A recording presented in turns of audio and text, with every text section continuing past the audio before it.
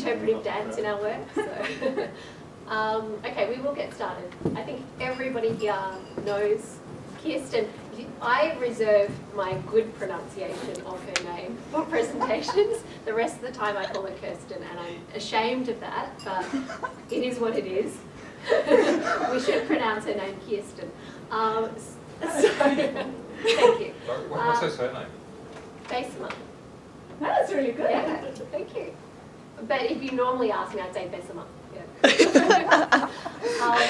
So Kirsten's been here for just over 2 years now. She's been working with me on the Vulnerable Families Project. That's why she came over here to begin with. And about a year or so into the work that we were doing, we got the bright idea of actually drawing on another data set that existed in Australia, which is the Hilda data set, when we discovered that they had some questions in there that were quite relevant to the kind of work that we were doing. So Kirsten has spent an enormous amount of time creating this data set, which we're really, really excited about because it is we think one of the best now worldwide around families of prisoners. And she's going to be presenting some of the preliminary kind of work that we've been doing with this data set. It's the first kind of two key, or no more, pieces of work that are now coming out and are under review. So it's very exciting. I can't kind of emphasise how much time she's spent on Stata, writing syntaxes and going backwards and forwards when I tweak something just a little bit and say, why don't we do this? And it takes her another week to write some new syntax. So in fact, the Stata license people said that they wouldn't let her have it on her laptop because they thought she might start using it recreationally, and she spent so much time on Stata. So, and to be fair, she would have spent Saturday night doing Stata. So that's how dedicated she is. I'm not sure it could be called recreational. Depends what you do. Anyway, I'm excited to be listening to this, and I hope you all enjoy it too. Thanks. Oh, thank you, Susan. And thanks all of you for taking the time to come here, despite the many other important things you could be doing at the same time.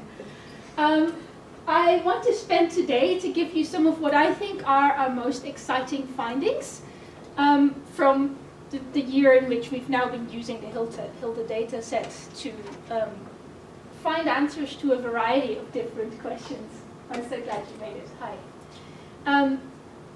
So what I want to do today is not to spend too much time into the precise methodology that we used in each of these different papers and chapters that we've written so far, but to tell you what are the findings that I think are most interesting and how they fit into questions that have thus far remained unanswered in the literature as a whole.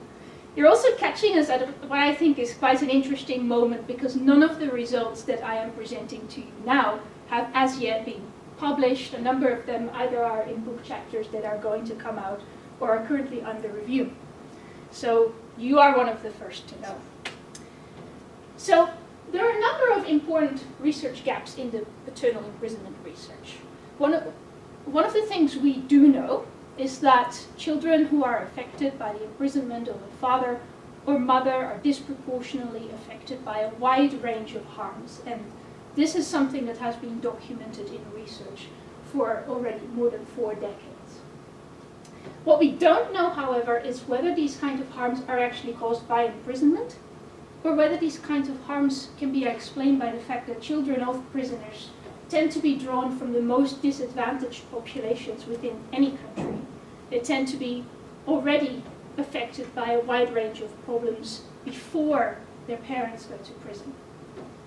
So in order to find whether imprisonment can either add to the kind of risks that children face, is a cause of additional risks in children's lives, you need very large data sources with information that captures the way that children were living both before and after imprisonment took place. At the moment, the vast majority of data sources that are sufficiently large and that are longitudinal and that contain this kind of information are located in the United States. And we have absolutely no reason to assume that the effect of imprisonment in the US would be the same as the effect of imprisonment in Australia. The US is a completely unique circumstance with one of the highest incarceration rates in the developed world, with a completely unique level of inequality within the population, a very unique composition of the prison population, and a welfare system that has quite unique gaps.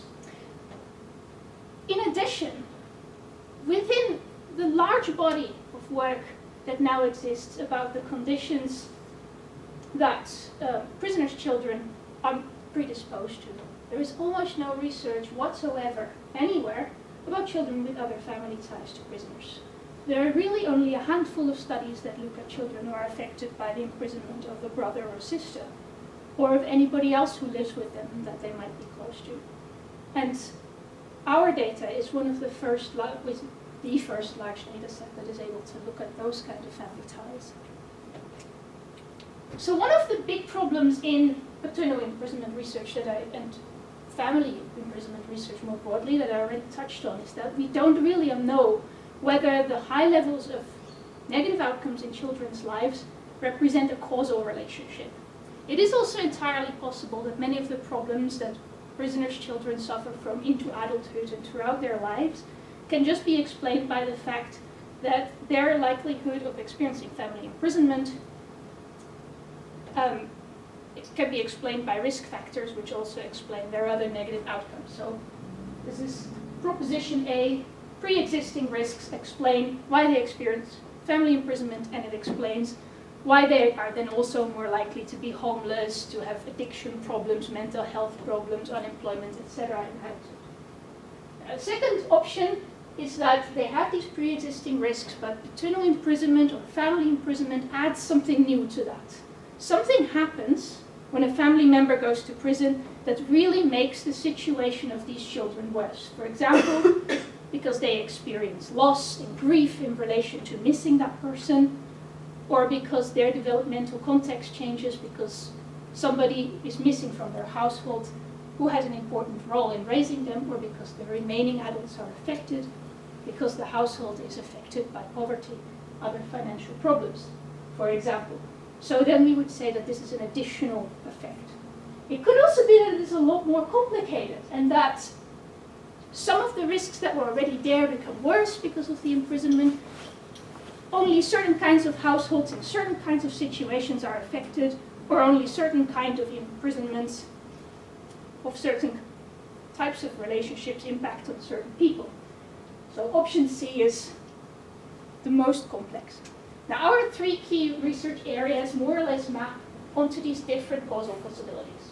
So we have one area of work where we simply look at the kind of disadvantage that Australian prisoners, I saw that, that Australian families of prisoners suffer from. And I think that's also very important from a policy perspective, because regardless of whether incarceration is a cause of a problem in children's lives, if they are having these problems, they require support regardless. The second area of our research is to look at causal effects. So this is whether things change in children's developmental context or in their own risk factors directly after imprisonment, so that we can say it is likely that these things are changing because a family member is going to prison.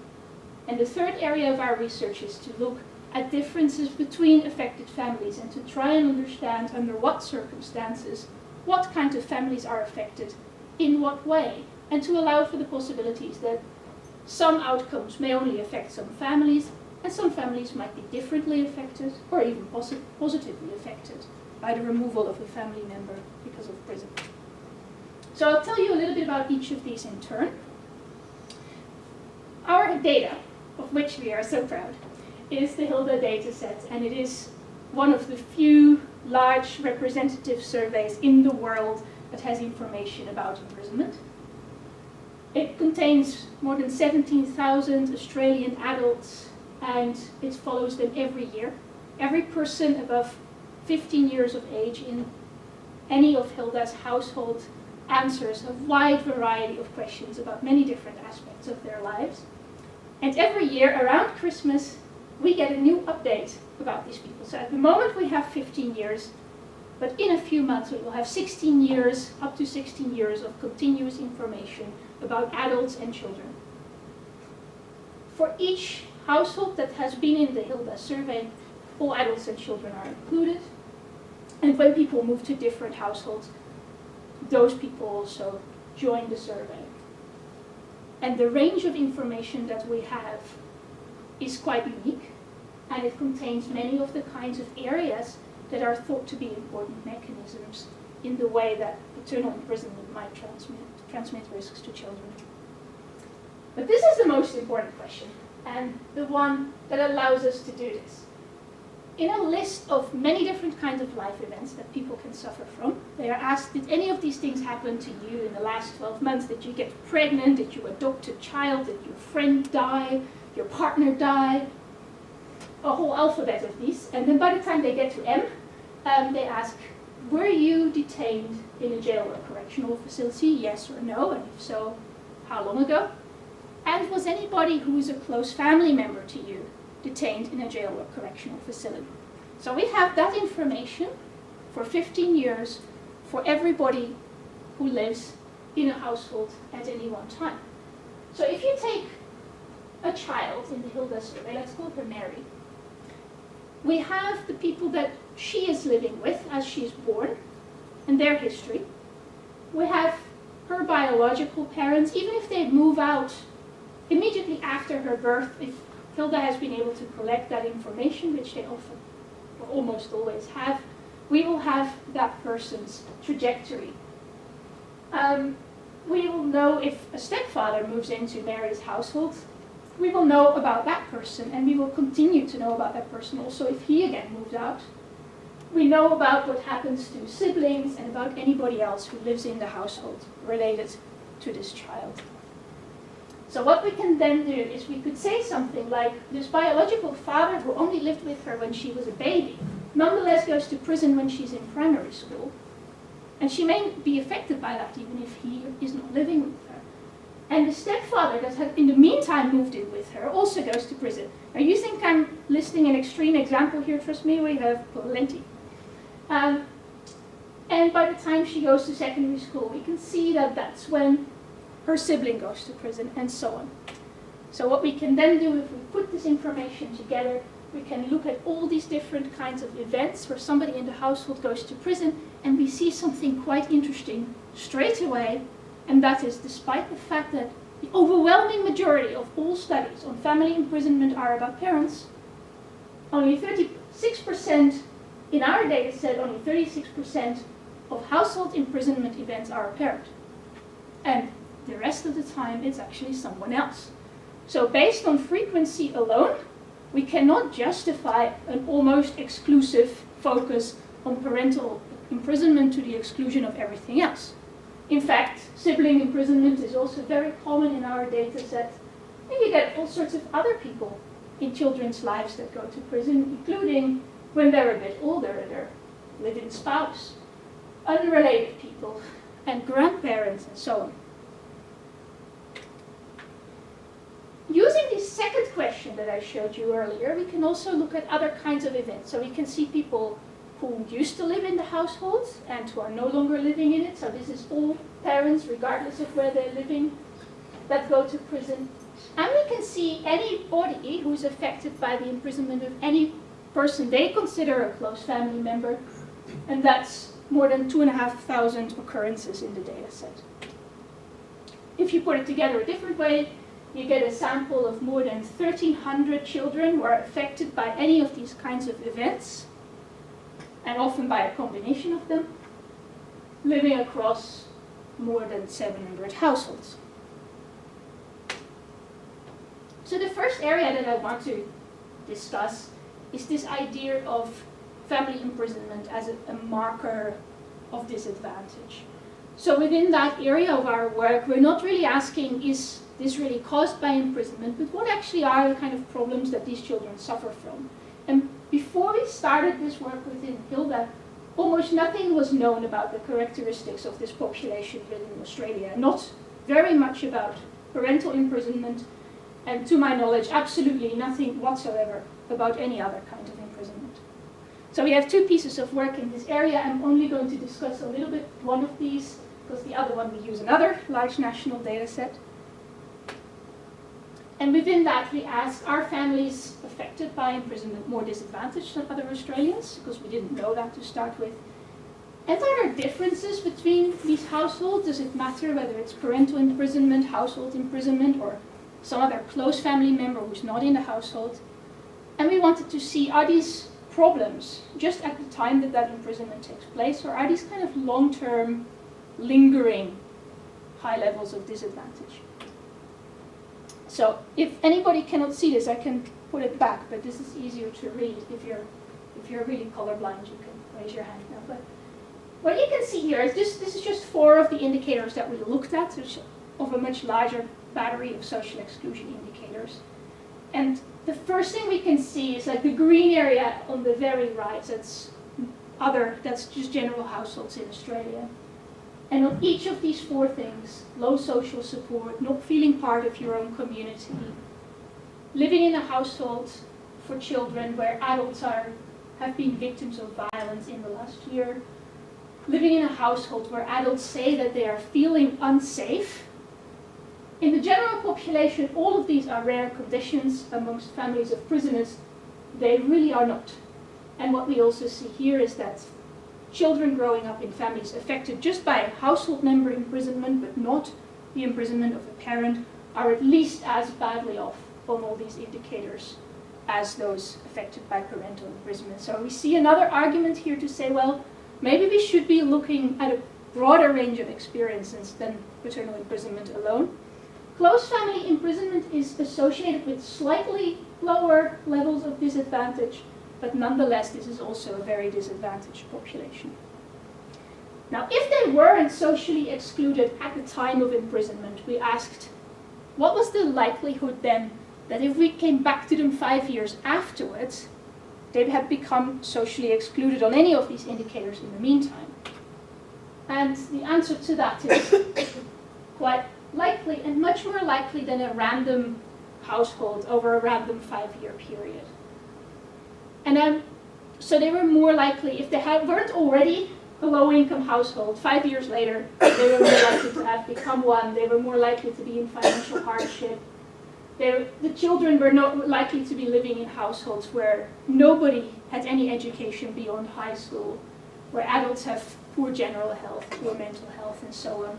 And I'm not going to present, we have our other figures within this project, within this particular chapter, but we also find that households that are socially excluded are very likely to still be socially excluded 5 years later, and they are less likely to have escaped from social exclusion compared to other households. So what we see here on the whole is, first of all, that they are not only more disadvantaged than other Australians, and all 3 of these groups are, but also that this disadvantage is long-term.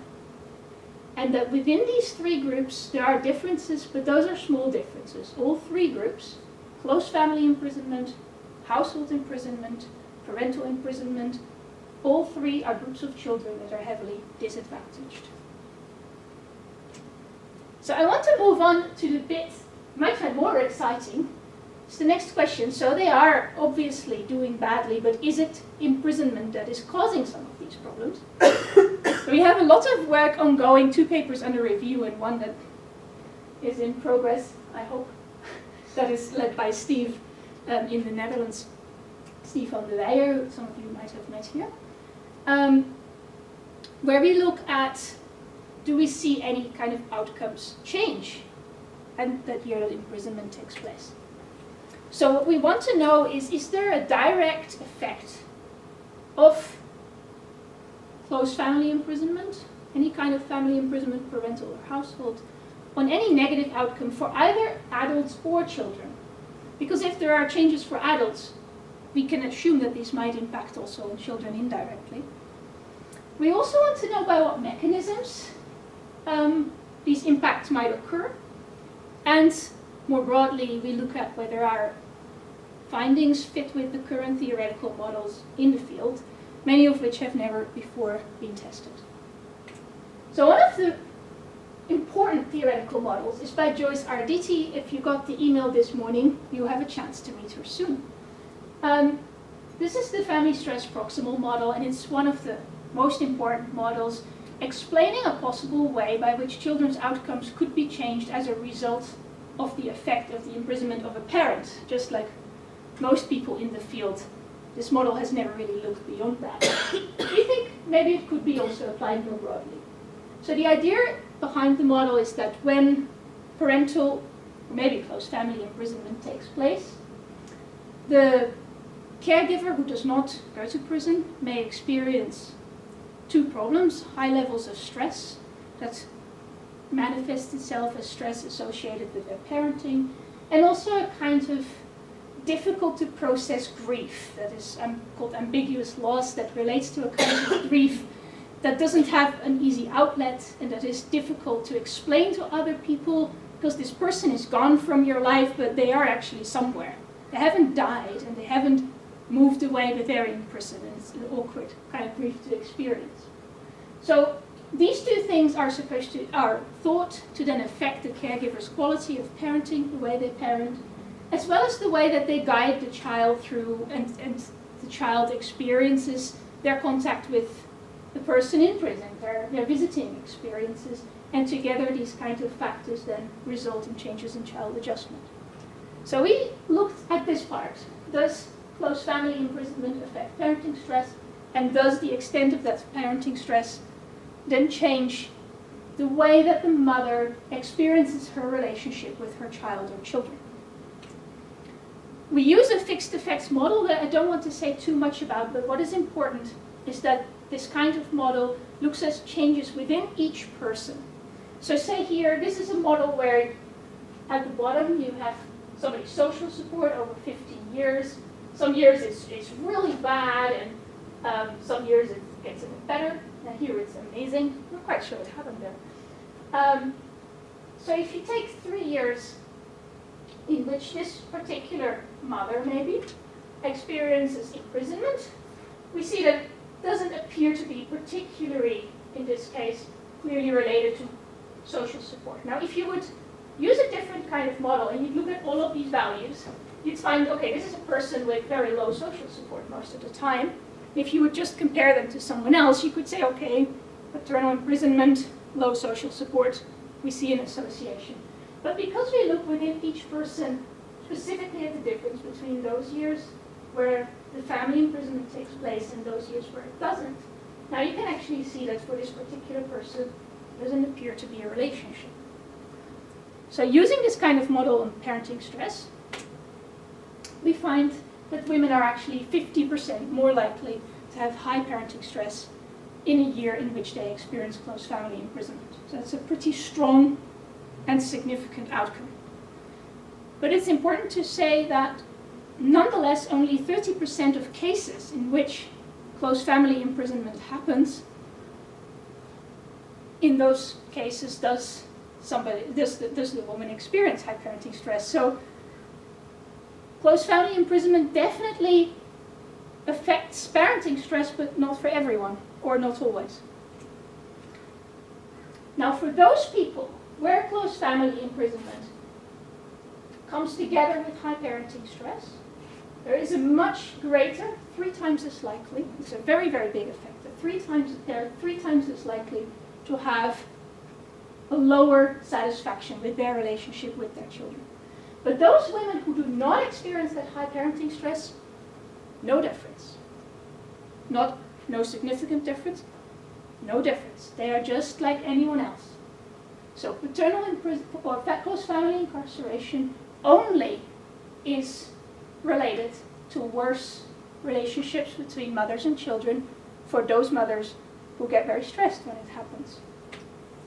We also looked at a few other things. We looked at the social support, because a lot of authors have said, well, because of stigma, people might find big impacts on social support, and we found absolutely nothing. We looked at close family members, household members go to prison, no effect on adult social support, not on men, not on women. No effects on children, young people affected by the imprisonment of a father or mother, no effect on their social support, neither, basically nothing. And on mental health, it was also a very boring result, mostly. No effect of paternal imprisonment on the mental health of young people or of household or of close family members. And not on women either. Just find a funny little fluke. There is a bit of an effect on the mental health of men when a close family member is imprisoned. That it could be that we might be able to explain this result because in the other categories, mental health effect might depend. It might be that for some people, their mental health improves because a very difficult household member or close family member now has less of an impact on their life, whereas for other people, they are missing that person a great deal and their mental health decreases, so they might be cancelling each other out.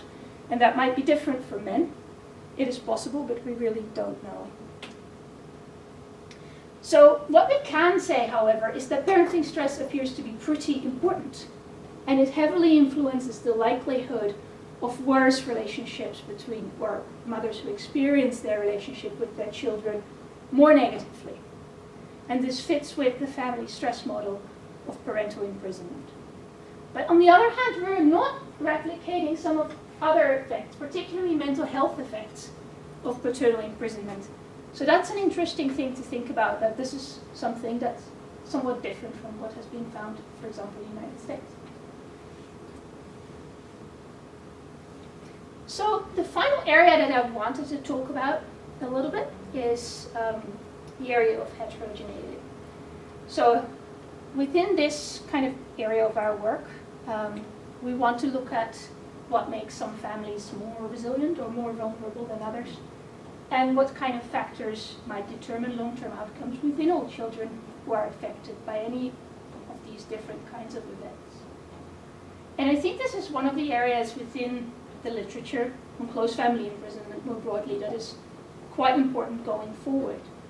Because a lot of people have said, well, all these different research projects that either find direct association or that find effects that might be causal, look at average effects.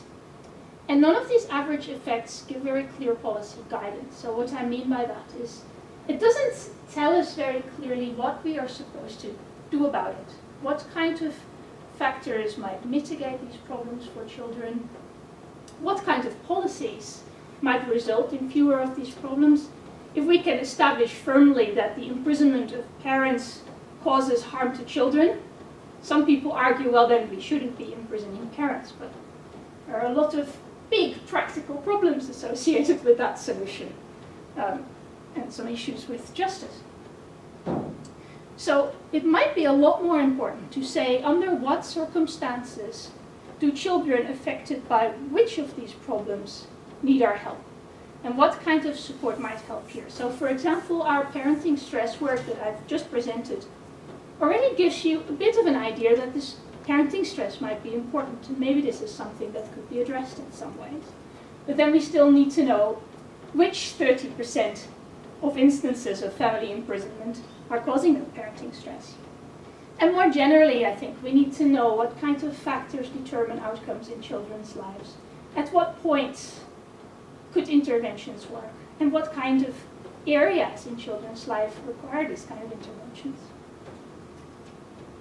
The one paper that we have in this area uses a really complicated method that for various reasons I have decided not to go into today. Susan is laughing at me. So we use Bayesian profile regressions in order to identify different groups within our data set of mothers that experience parenting stress change at the time of either parental or close family imprisonment. So coming back again to RDT's parenting stress model, this tests a different part of the model, and that is the extent to which contextual variables determine that relationship between parental and close family incarceration and parenting stress. So it's asking that question, what kinds of families are more likely to experience a kind of peak in parenting stress when that close family member imprisonment happens? So we're looking only at mothers, and we find two groups of mothers within the data set. There is one group of mother which experiences, on average, a very small decrease in parenting stress. That was a little bit of a surprise. So there is, within our data, a smaller group of people whose circumstances actually appear to improve. And what characterizes these kinds of women is that they are much more likely to have mental health problems in the year prior, I call that time -1, the year prior to the year in which that imprisonment takes place. They have lower life satisfaction.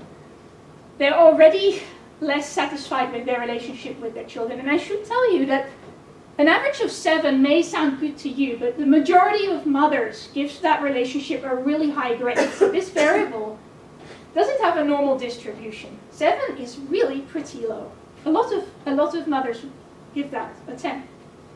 And they have on average a very high number of what we call negative life events. So that's from that list that I was talking about earlier. They have experienced the death of friends, or they have experienced a big problem in their relationship with another person, or they have been a victim of a crime, like a property crime, or a victim of violence. And they experience on average 3 of these things. And 30% of them experience physical violence in the year before. And these women have a very small decrease. And then there is a larger group of women where we didn't find, where on average nothing really happens. So there are probably a number of stories that we need to explore within that. And one of the stories is that for people who have already incredibly difficult lives, in which a lot of bad things have already happened, that additional event of a close family member or a father going to prison may not be the one that tips everything. It may not even add all that much to what is already a very complex mixture of problems. Whereas for other people, there might be a much greater chance that this could have some effect. For many others, maybe it's not the biggest thing that is the only thing that is affecting their lives and the way that they parent. So this is another way of looking at these 2 clusters, and what you see is, because we model both the outcome and characteristics, is that we still have a big diversity of outcomes within these 2 clusters. So you have the first cluster where a larger proportion of the sample experiences this decrease in stress, and another cluster where a slightly larger proportion experiences an increase in some and decrease. But across both of them, most people don't experience any change whatsoever. So that gives us an answer, but it also gives us a lot more questions. So there are clearly within our data set subgroups of mothers who have very different parenting stress responses. So we see on average there is a greater likelihood of them experiencing high parenting stress, but it's certainly not true for everybody. And there is also a group of people who get better. And we really need to understand more about how and why outcomes differ between families and between children. So the final thing that I want to talk about today is our next paper, which looks a bit more into these issues. So what we need to look at next, and this is really a work that is in very early progress, is what kind of factors determine the long-term outcomes for children who experience close family imprisonment of different kinds. And what I want to look at in that paper is to look at children who are not engaged in any education or in employment at the age of 18, which is a really important age that kind of other research has shown that if at that age you're not really doing anything productive, you have a much greater likelihood of not really becoming integrated in your society subsequently. So that's a really crucial moment in a child's life, if at that point they are not integrated in any activity that keeps them within society. And we want to look then at the relative importance of different types of factors. So that could be poverty at different age groups, and as well as family process-related factors, including parenting stress, and look at their relative importance for different kinds of imprisonment, so household, family, and parental So that we maybe can say more clearly that within this big group of children who have different kinds of experiences and also have very different kinds of family characteristics, what are the circumstances in which children really are most at risk? And which of these children most need our help? So that is all I have to say to you today. I'm very interested if anyone has any questions. There is so much more I could say about any of these papers. I'm also very interested if you have suggestions, because as Rob pointed out to me in some discussions we had about this earlier, the possibilities are potentially infinite. There are so many different questions you can answer about family imprisonment and anything else within this data. So if anyone has an idea where we should be targeting that, I'm also interested to hear that.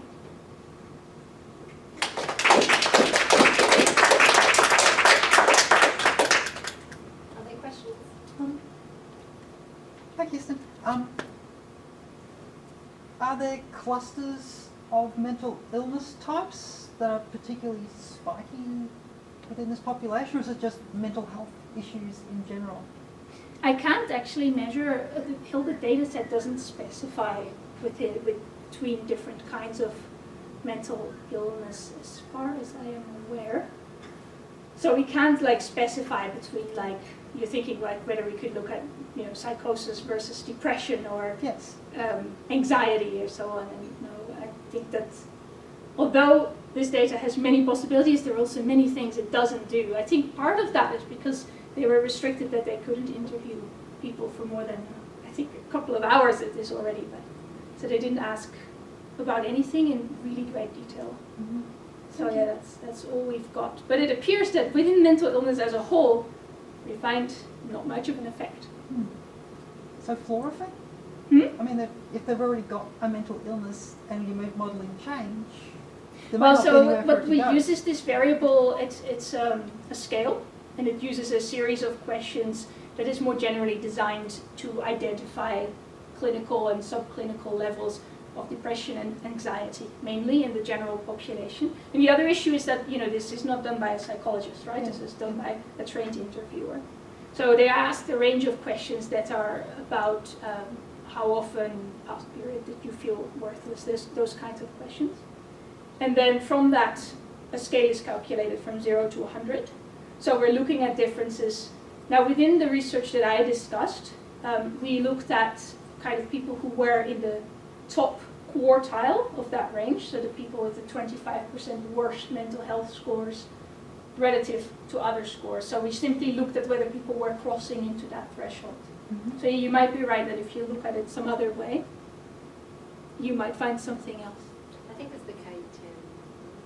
No, it's not, is it? It's the SF36 SF36 mental health component, Mm-hmm. which is similar to the K10. Thank you. Yes, and thanks very much. Fascinating work. A couple of questions occurred to me. One was, maybe I lost it, but what is parenting stress? Oh yeah, I I should have definitely told you Right. more about that. So parenting stress, it's defined as a kind of stress that people experience in relation to dealing with their children. And it's defined in the Hilda survey. It uses 4 questions to measure that. On a scale of 1 to 7, now I have to think about the exact phrasing. Do you know that, Susan? Being a parent is much harder than I thought it would be. Something about your children being a Different burden. measures. Yeah. Taking care of my children is more work than pleasure. Yeah. And there's 2 more. There's 4 Right. Yeah. questions. So there exactly. are measures in the survey. So yeah, there's a measure of this kind of stress, and now there is a lot of other more general work on parenting stress, and what that finds is that in the general population, that kind of stress that people experience when they take care of their children is very heavily influenced by other stressors in the environment, and that particular scale was actually designed to measure precisely that, so the kinds of parenting stress that people experience because something else is putting pressure on them. But the other question is about the reason for imprisonment and whether that's... I think that it that's doesn't tell you that. undoubtedly incredibly important. I think that the kind of crime that people have committed and the length of time for which they go to prison are both incredibly important variables which we cannot measure whatsoever. So because this data set, like I showed you, we have only these 2 questions. Yeah. And it's better than almost anything that is out there, and it's infinitely worse than what we would like to have. It's a constant source of frustration. Yeah. I mean, we can't even really calculate how long they were in there for by going back and looking at if they were absent from the survey, because we don't know if they were absent from the survey because they were in prison that year, or whether they just refused to participate that year or couldn't be tracked down that year. Well, we can see whether other people say that they weren't there because of that reason, but we found that those other people can't be trusted, because you can do an analysis where you actually see people who said they were in prison before. Yeah. And then you look at why their other household members say they weren't there, and those things don't match up. There's So- a lot of detective work about it to try and figure out what Yeah. happened with these families. But I mean, what she didn't really talk about was how much the households constantly shift as well. Who comes in and who comes out. It's really difficult. Yeah. So yeah, what you see, like when I did these kind of graphs with this child and the kind of visual with this child and the stepfather comes in, this is really more typical than exceptional within that population. We have one child who before the age of 15 has 3 stepfathers and 1 biological father go to prison. Now I can't wait to find out what happens next year when we get the updates. You know, like these families tend to, parents break up, people move into the household, move out of the household, older children disappear and come back. I'm not quite sure. You can't always tell what happens to these children. They've been out of one place. And none of these things happen with anything like that kind of frequency in households that are not affected by imprisonment. They're very fair. Yeah. Sorry, you had another question. Well, just the difference between the 2 groups of mothers that you highlighted, Yeah. and I suppose I'm wondering about the relationship between that and obviously their history of experience in the relationship prior to the period of imprisonment. So that it relates again to, you know, is there a significant factor here about the type of imprisonment, violence, offences, violence within Yes, the family, violence seems to offences? matter, right? Like I think I know where you're going with this.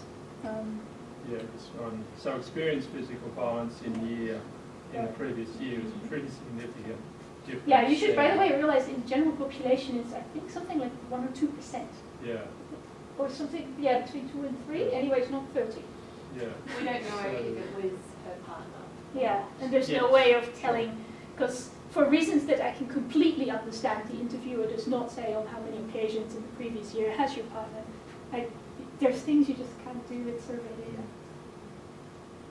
But certainly, that's the group where stress was alleviated when the person went to prison. So in kind of, and you know, Kirsten has also done these really neat kind of timelines looking at parenting stress, mental health across the 15 years, and mapped it onto when people have gone in and out of prison in the family, when relationships have broken up. And so for some of these women, we do see that there's been a period of physical violence and there's been a breakup, somebody's gone to prison. So you can kind of piece it together in that way to get a sense of that person's story, but we're never 100% confident to make those kind of conclusions.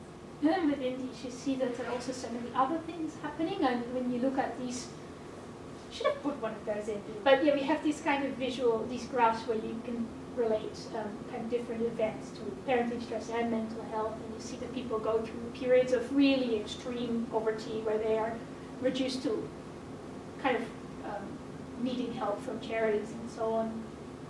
And that really affects parenting stress in many of the ones I saw in a much more dramatic way when you look at it visually than these imprisonments, which may have come after a long period of many other problems.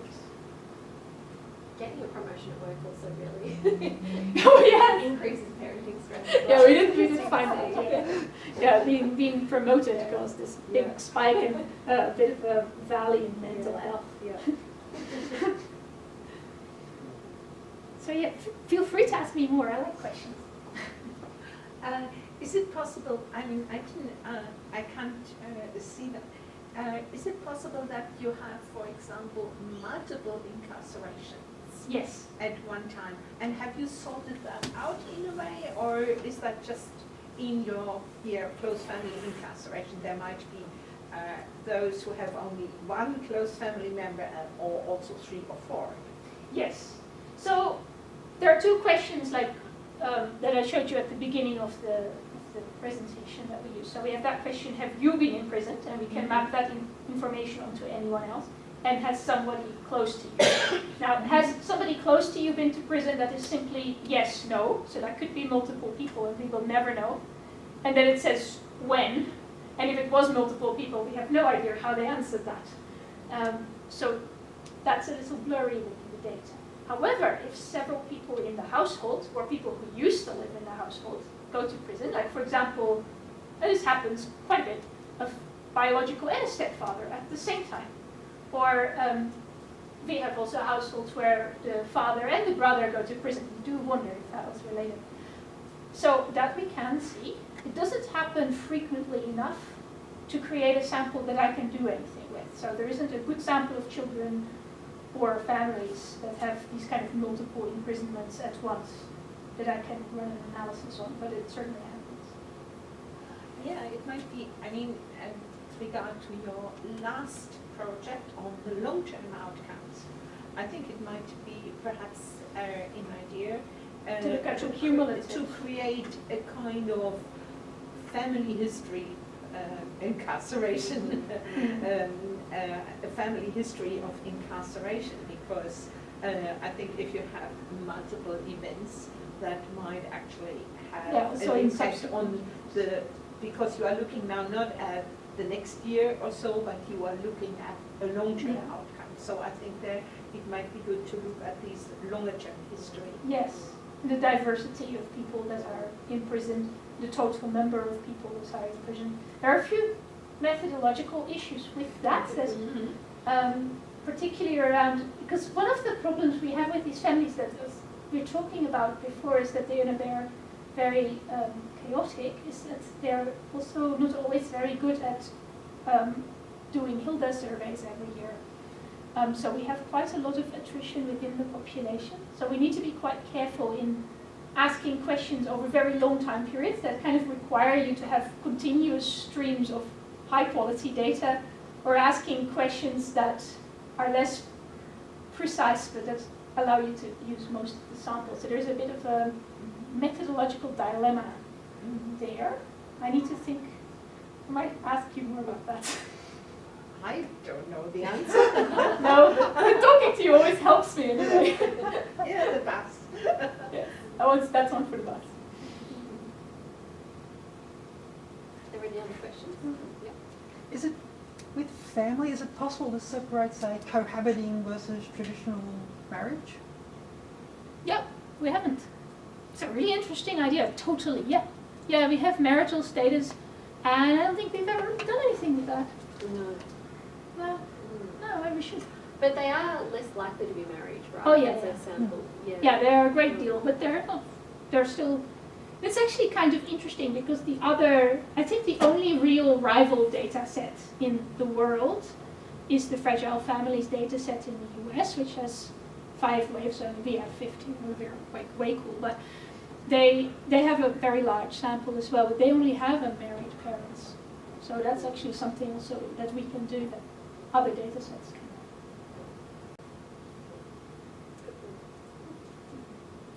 It's a really good idea. I think we probably should look at it. Any other questions? Presumably, if you wait another 15 years, you might be able to really test some of these effects on the next generation. Yes. Yeah, Well, totally. thankfully, like, this is happening for free for us, you know. Yeah. I mean, they're collecting this data every year, so Yeah. now that the hard yards have been done in actually getting them into creating this subset. Do any of the other big longitudinal family, something like the Marta study and the New Zealand one, do any of those have incarceration? Elsa only has close family imprisonment. Marta, that's you. Mother, Yeah. does. And the Dunley survey, The one in New Zealand. They have imprisonment. Yeah. Yeah, if I had like infinite And time the and Cambridge. resources, I'd really like to do like a global, I'd create like a global collection of these data sets, and then you could do, it just requires me to never see it. And also so you'd have endless negotiations to access the data as well. It could be like a life hack. Yeah. We'll just map out your career for you, right? So, can you get data on a parent going back to prison over and over and how that affects stress? Or you Yeah, no? yeah. Okay. I think that's kind of where Susanna was also kind of going. Okay. If I understand you right, is you have children within these data sets who actually we have some children who are affected by a close family member outside the household for 15 continuous years. It's incredible. And you have some families where they're affected 1 year it's the sister, and then it's the father, and then it's the uncle. Like it's amazing. So yeah, you could definitely try and create variables about this kind of cumulative multiple imprisonments versus a single event. And we should do that.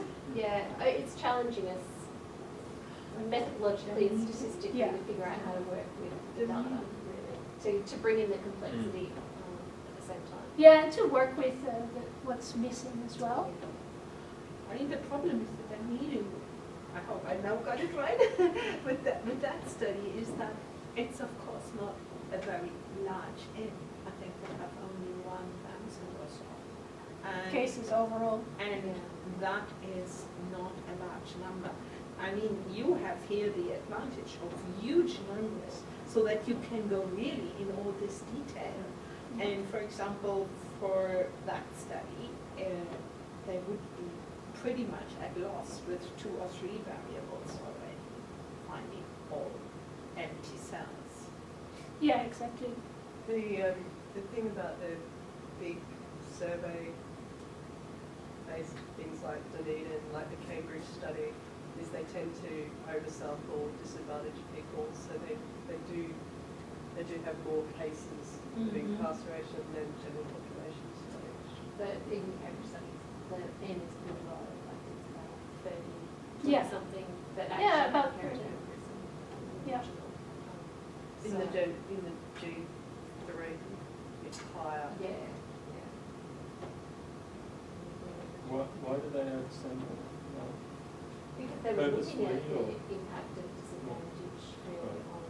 Yeah, the Cambridge Adult study results. was a sample of 411 boys from the low SES areas in London, working class families in London. Yeah. And a lot of large studies are designed with the specific purpose of looking at different types of poverty and different causes of poverty. So if they want to look at heterogeneity within the poor, they need more poor people. And we also, it's fairly obvious that highest attrition comes from those groups as well. So they often oversample at the start or resample halfway through to backfill the loss to attrition.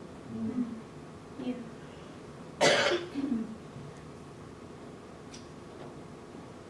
Final questions? I thought you had a question, Simon. I'm just getting you back to what you did to me in the conference. Yeah, exactly. You have a question.